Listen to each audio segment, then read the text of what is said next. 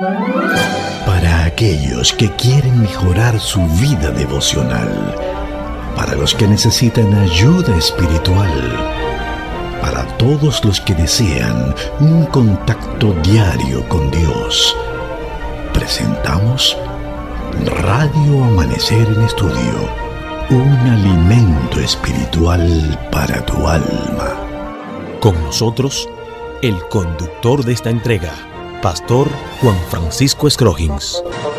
En una de nuestras entregas de Radio Amanecer en Estudio, puntualizamos lo siguiente: cada palabra debe tener su correspondencia adecuada con el tema que se está presentando en la palabra de Dios. Y recordamos también que toda escritura es necesaria y se puede entender mediante el estudio y solicitud diligente. Y analizamos el caso de que nada de lo revelado en las escrituras puede o no podrá ocultarse a los que piden con fe sin vacilar. Y es definitivo esto. La palabra de Dios tiene algunas reglas, algunos reglamentos que son necesarios aplicarlo para poderlo entender, y esos son de los principios que debemos conocer para poder comprender los temas proféticos. De hecho, estamos en la primera lección del trimestre, cuyo título general es Algunos principios de interpretación profética, y el pasaje de la Biblia que estamos utilizando para memorizar en esta semana como fundamento, Jeremías 9:24. Si no alábese en esto el que se haya de alabar, en entenderme y conocerme, que yo soy el Señor, que actúo con bondad, justicia y rectitud, porque eso me complace, dice el Señor. Reiteramos la cita, Jeremías 9:24.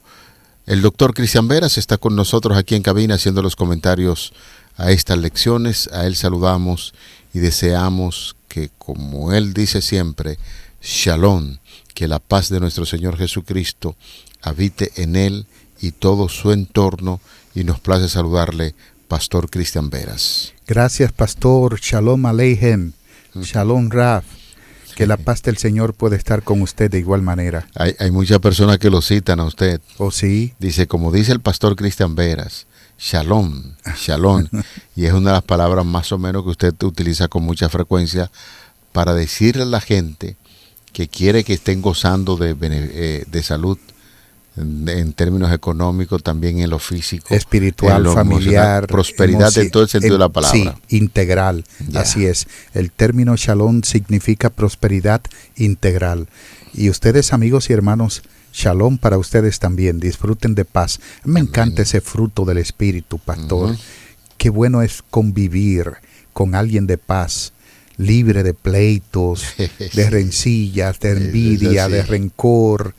El pastor y este servidor y muchos amigos que tengo, de hecho compañeros también junto nuestro, que disfrutamos de buena amistad con ellos también, que nos llevamos bien y en coinonía y paz pues convivimos. Por eso es importante la paz, Pastor. Amén, amén, eso es así. Sí. Vamos a orar. Padre amado, gracias por la paz, aquella que nos ofrece no como el mundo la da, no la ausencia de guerra, no, esa paz que solo Cristo puede dar, que está sembrada, impregnada en el corazón nuestro a través de tu Espíritu Santo. Manténla, que siempre pueda haber paz en nuestra iglesia, en nuestra organización y por supuesto en cada institución de ella. En el nombre de Jesús oramos. Amén, amén. Vamos al tema para el día de hoy. Dios es comprensible. Quisiéramos tocar ahí dos puntitos importantes para seguir en ese orden y saber qué es lo que Dios espera de nosotros en cuanto al estudio de la profecía. Pastor, ¿podría comentarlo?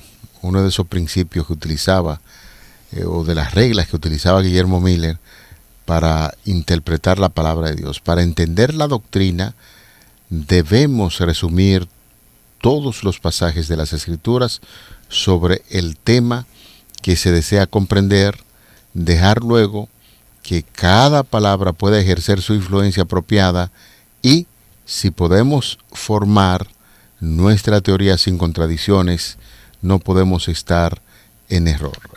Recordamos que cuando estábamos haciendo la licenciatura en teología, pues alguien decía y hablaba acerca de la homilética, que es la belleza de la interpretación del texto bíblico como usted lo puede aplicar, pero sin ofender lo que es la parte teológica. Es decir, que cuando nosotros vamos a estudiar la Biblia aplicando una hermenéutica, haciendo una exégesis, todo eso se puede, y cuando vaya a presentar un sermón en la parte homilética, trate de no contradecir lo que la parte teológica dice de la palabra de Dios, y es como nosotros entonces debemos estudiar la palabra de Dios. Las reglas de Miller, se puede precisar 3 tópicos importantes de lo que es la interpretación bíblica. En primer lugar, la interpretación bíblica tiene lo que se conoce como exégesis. Una exégesis es dejar que el texto le hable a uno. La palabra, si hay una palabra, ¿qué significa? ¿Cómo se dijo? ¿Cuándo se dijo? ¿Por qué se dijo? ¿A quién se dijo? La exégesis bíblica tiene que ver con las palabras originales que habló el autor, el idioma original. Luego está la teología bíblica.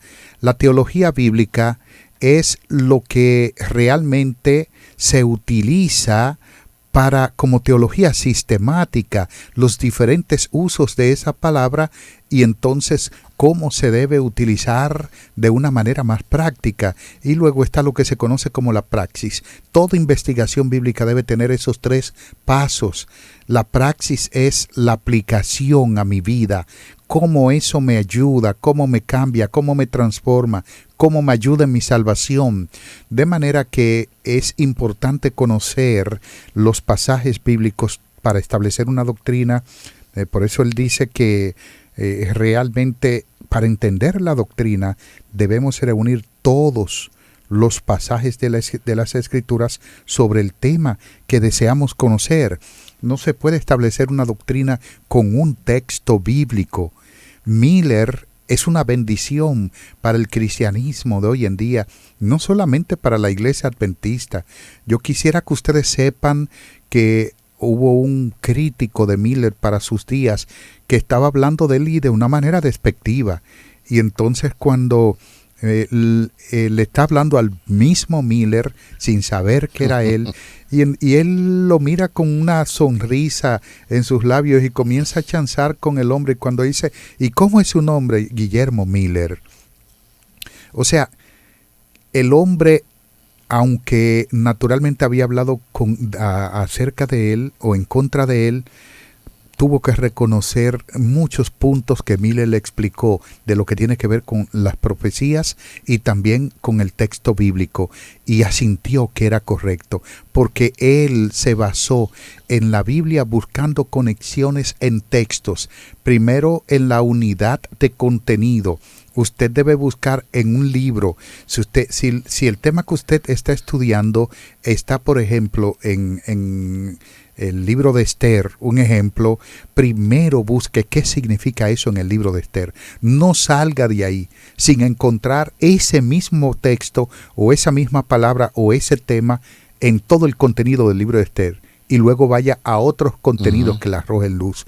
Vas a encontrar mucha luz y mucha bendición para la interpretación de ese pasaje. Por eso Guillermo Miller seguía también otro principio y decía, y usted ya hizo mención de él, que la escritura debe ser su propia expositora, ya que ella es su propia norma. Si dependo de un maestro para que la exponga y él adivina su significado, o desea que sea así debido a su propia creencia, o para ser considerado sabio, entonces su suposición, deseo, creencia o sabiduría es mi norma y no la Biblia. Entonces tenemos algún tipo de problema. Por eso nosotros quisiéramos entrar en detalles en el día de hoy sobre el tema que tenemos pautado para este día: Dios es comprensible. Y hay una buena ilustración, pastor. Mayormente cuando uno no conoce un idioma y va a un país donde se habla ese idioma, uno tiene ciertas dificultades en términos de comunicación. Incluso hablando a veces el mismo idioma, hay ciertas expresiones regionales que uno no entiende muy bien. Y repito, mayormente cuando uno está entrando a un país que no conoce muy bien en cuanto a su cultura, que no lo conoce bien en cuanto a su idioma, pasa muchas dificultades porque su vocabulario quizás no es el adecuado para uno entender lo que quiere decir. Es de ahí que el problema de Dios para comunicarse con nosotros es otro.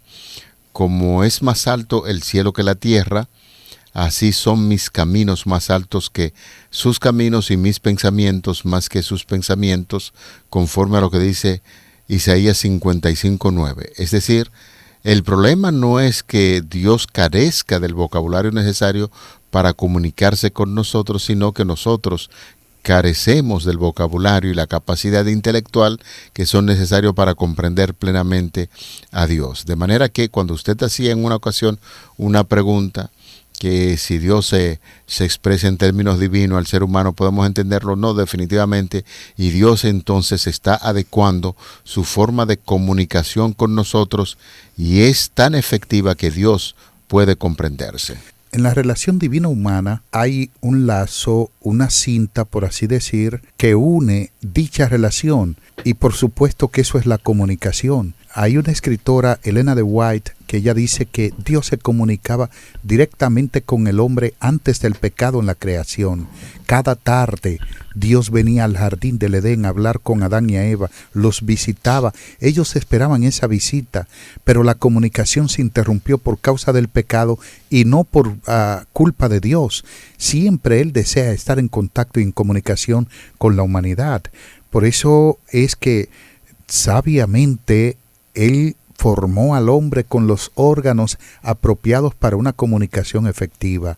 Nosotros tenemos boca, tenemos ojos, lengua, órganos que intervienen en la comunicación. Y la comunicación es un proceso por el cual se transmite una información entre un emisor, entre un receptor, y en este caso, por ejemplo, con Dios como emisor, que da un mensaje certero, la información certera que Él nos quiere transmitir, que a nosotros como receptor, donde nos capacita para poder entenderlo. Dios busca el medio para llegar hasta nosotros.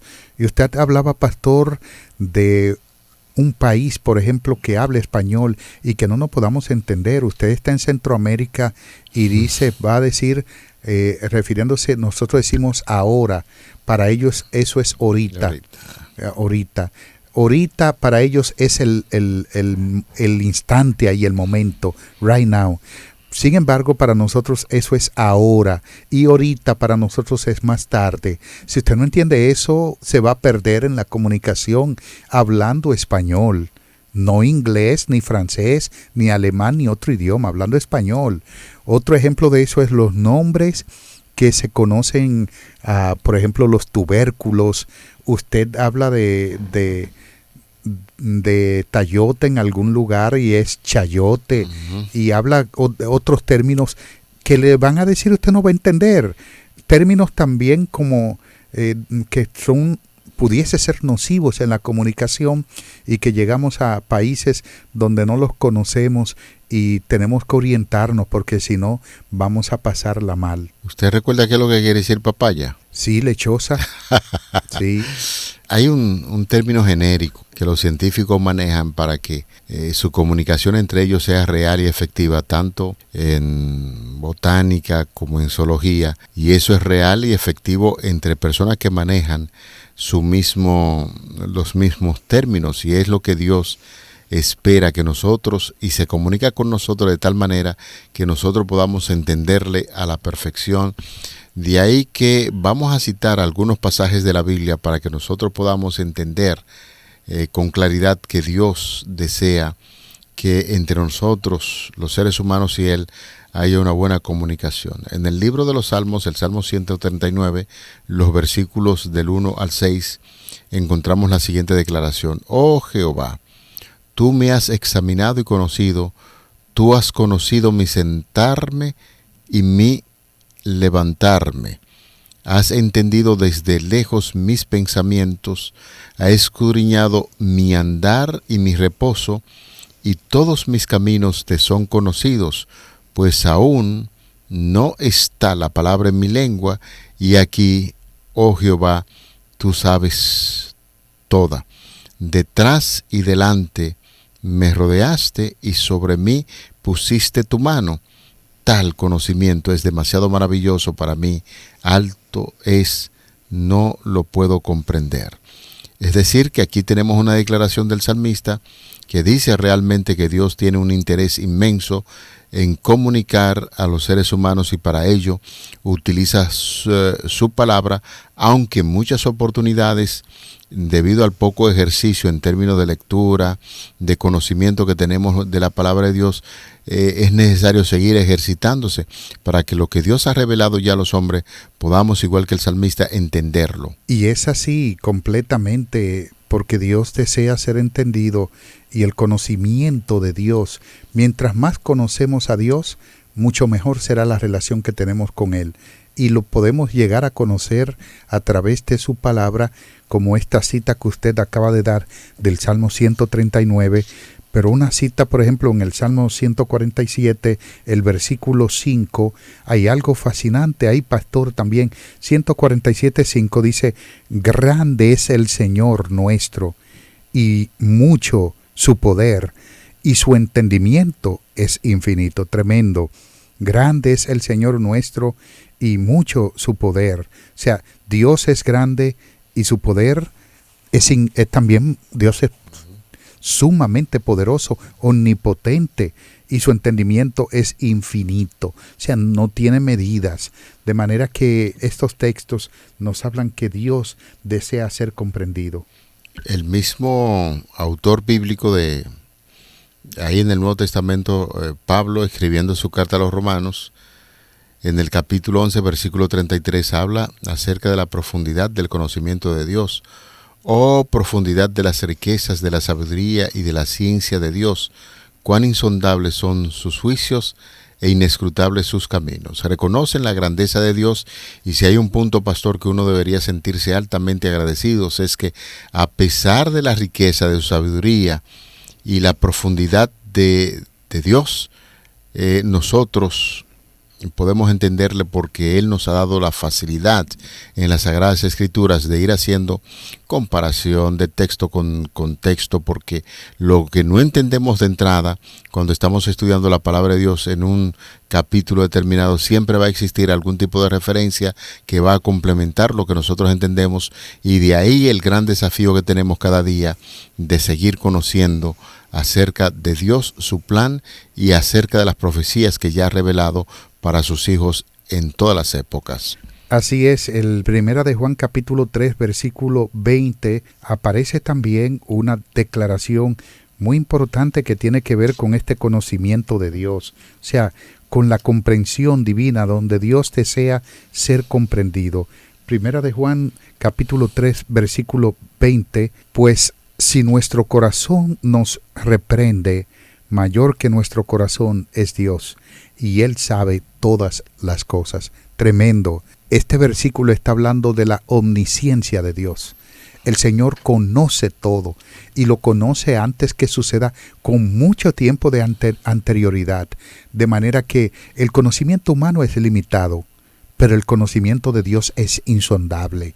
Dios tiene un conocimiento cabal, total, infinito. Es importante destacar en ese sentido, ya citamos esos pasajes de la Biblia, y allí pues nos hace declaraciones muy importantes, y nunca, señores, debemos entender o entenderemos plenamente la mente de Dios, pues Él es infinito y omnisciente. En verdad, ni siquiera podemos entender todo acerca de la creación.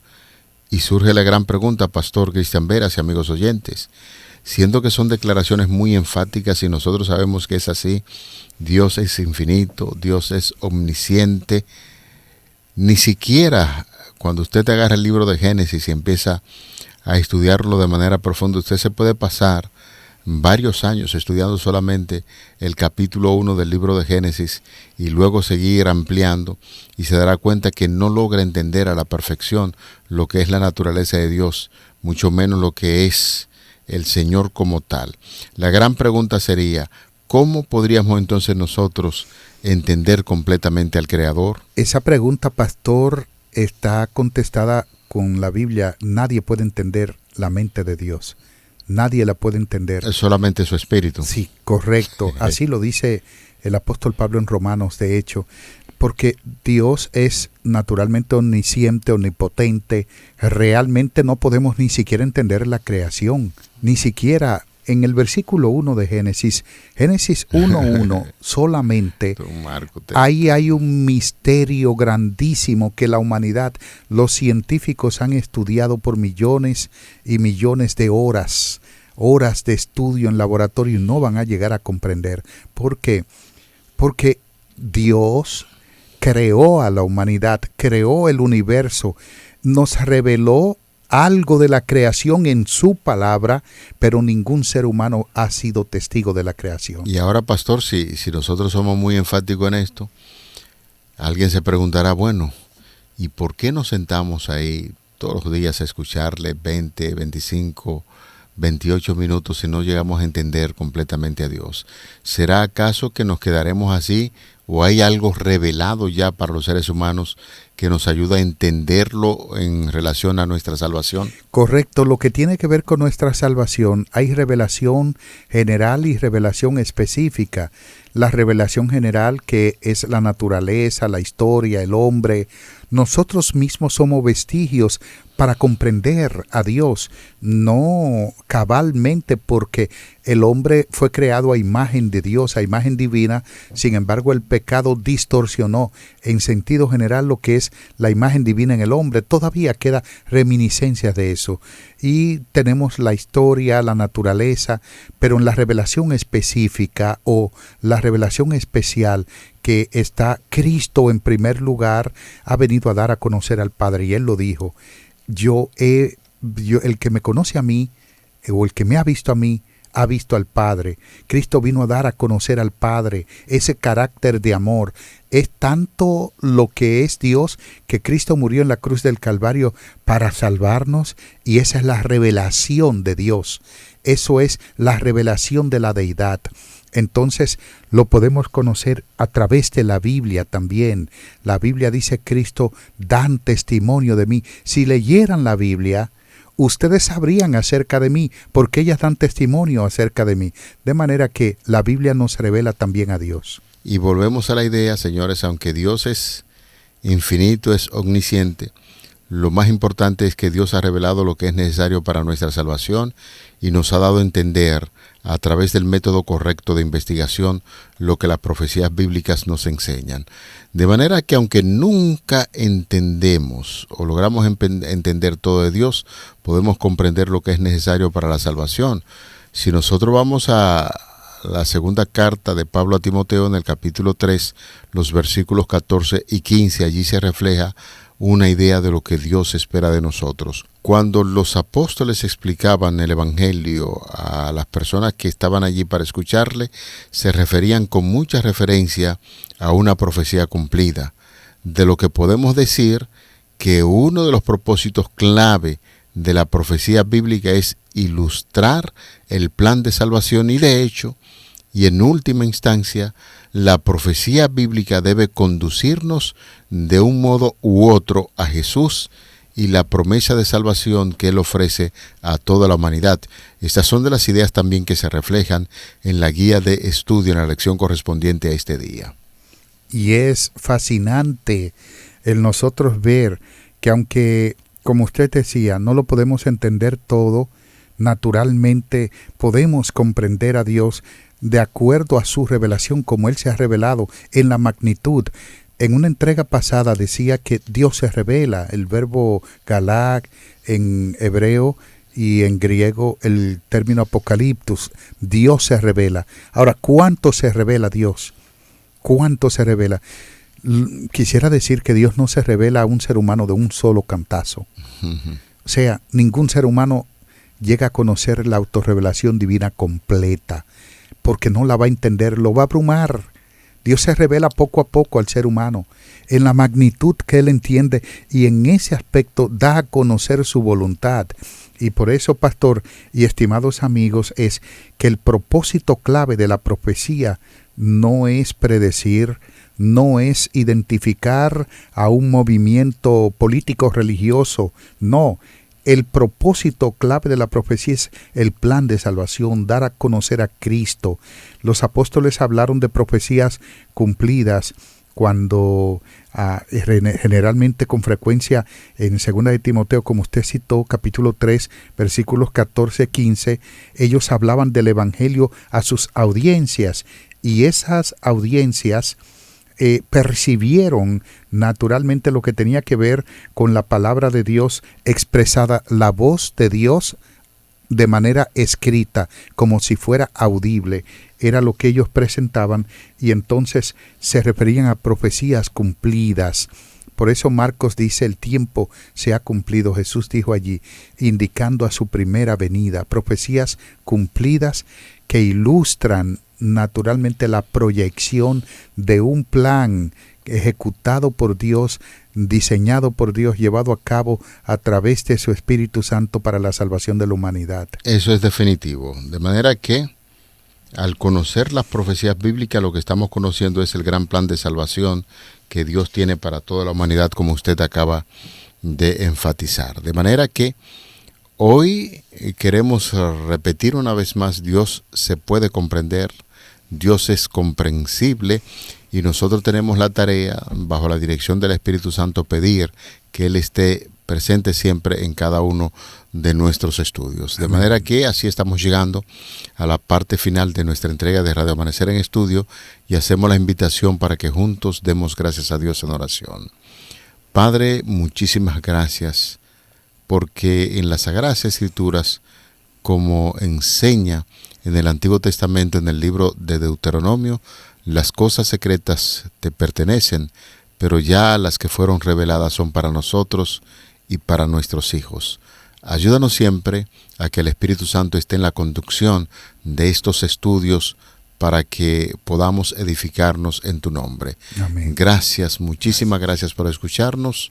Lo pedimos y agradecemos en el glorioso nombre de Jesús, tu Hijo amado. Amén. Amén. Para aquellos que quieren mejorar su vida devocional, para los que necesitan ayuda espiritual, para todos los que desean un contacto diario con Dios, hemos presentado Radio Amanecer en Estudio, un alimento espiritual para tu alma.